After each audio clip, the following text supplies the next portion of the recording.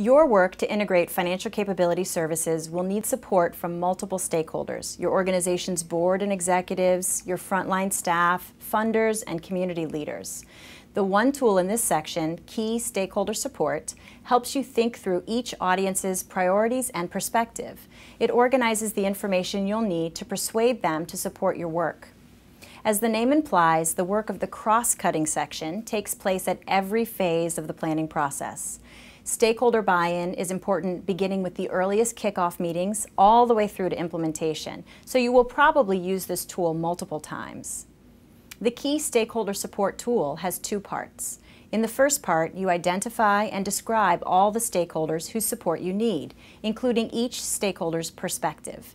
These stakeholders are not all the same. Their specific roles in supporting your program vary, and so do the issues that they care about.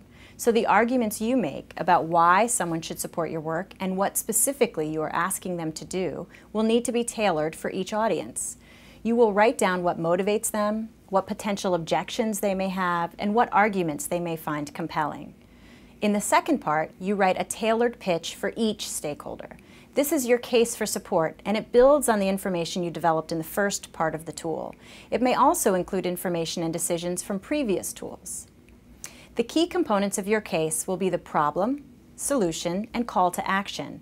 The problem is what clients are facing and why the stakeholder should care about it. The solution is your proposed integration project. The call to action is the specific thing you need this stakeholder to do or provide. When you put these key components together in a narrative, it becomes your pitch. Remember Hope Community Action Agency, the fictional example organization from the guide?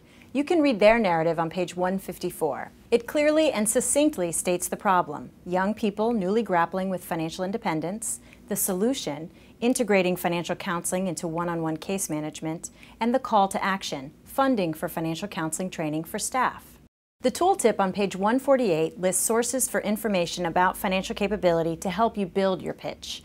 The tooltip on page 149 suggests ways to share your case with your colleagues when you need to build internal support. You can tailor the tool and use it in a way that fits your specific integration planning goals, process, and timeline. However you use the tool, we encourage you to refer to the Hope Community Action Agency example for inspiration and guidance, and to the tooltips for additional insights. If you have any questions or feedback about any part of the guide, please email them to planningguide@cfed.org. This is the last video in this training series. If you haven't already, we encourage you to check out the first 4 videos to learn more about how you can use the guide to help your clients build financial capability.